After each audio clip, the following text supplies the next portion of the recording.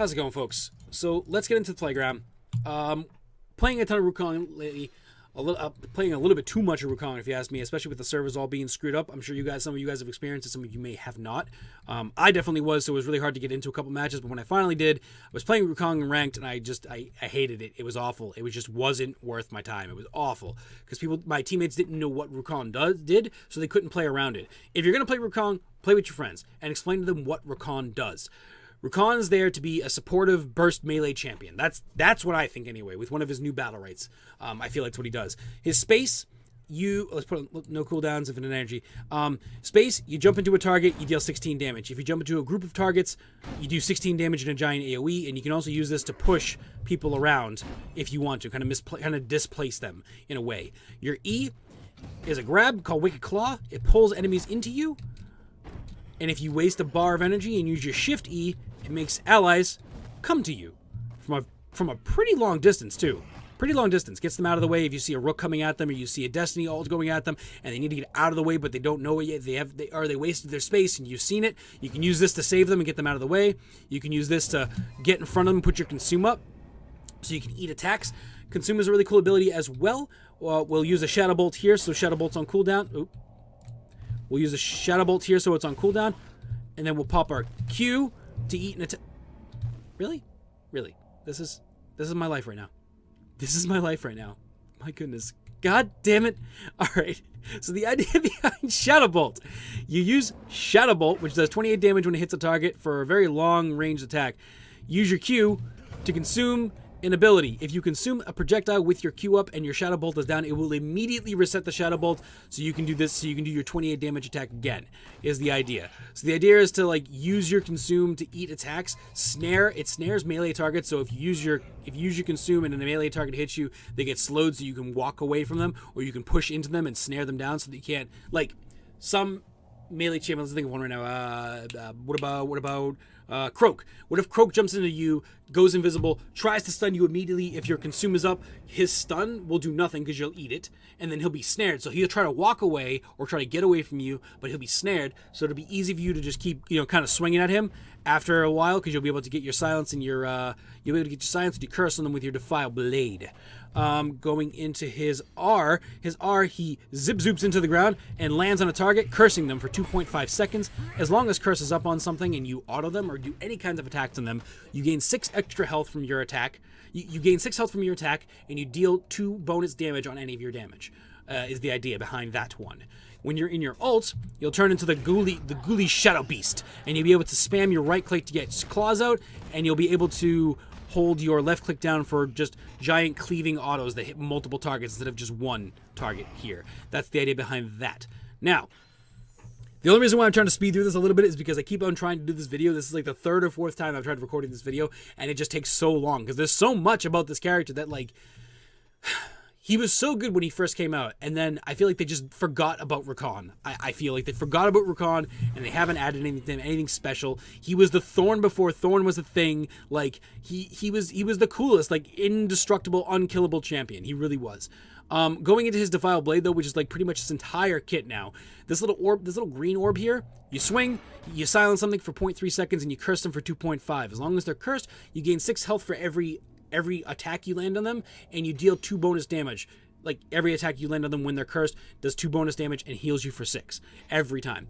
And if this orb isn't up, you just do a regular 8 damage to things and you don't get any extra health. So you pretty much only want to be autoing something if they are cursed.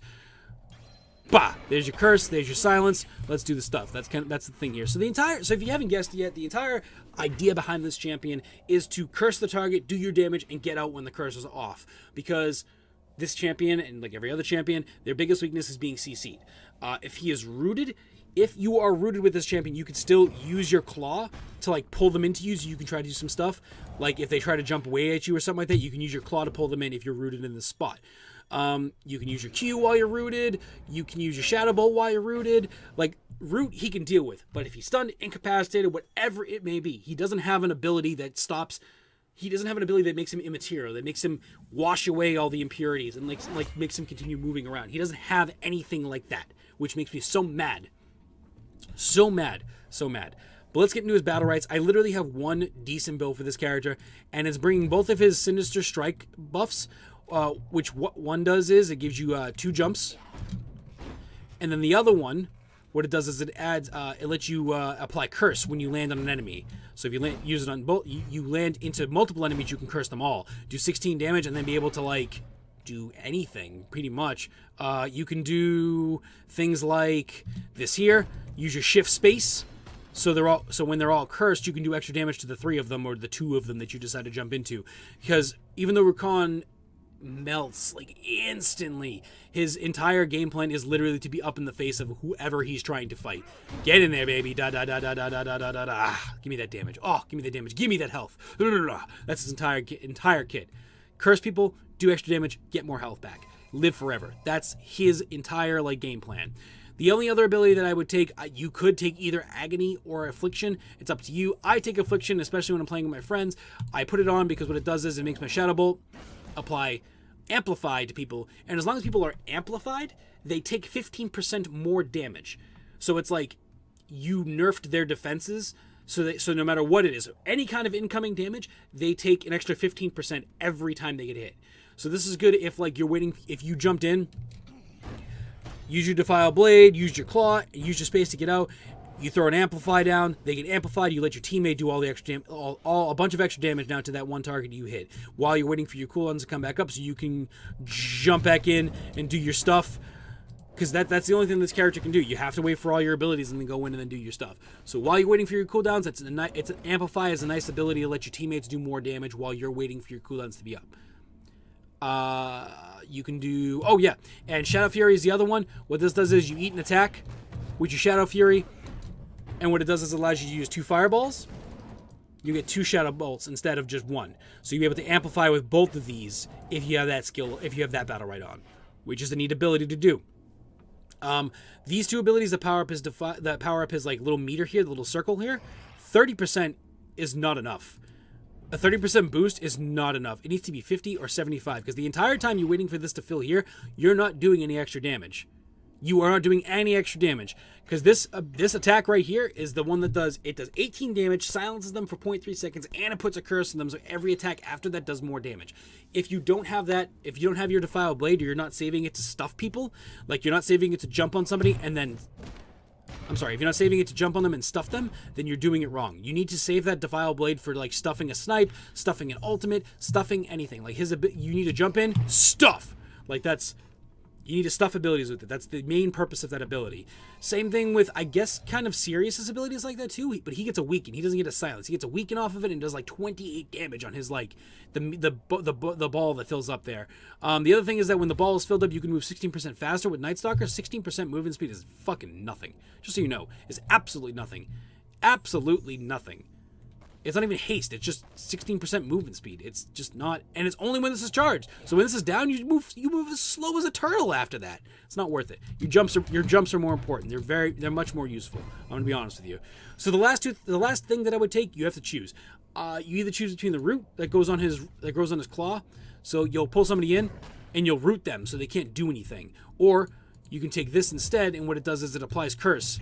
It doesn't root them, but it'll apply a curse to them. So they have to choose either to stay next to you and take more damage and let you heal yourself, or they can run away. If they try to run away, and if they try to run away, what do? You just space on them, or you use your R to catch up to them. That's what you do.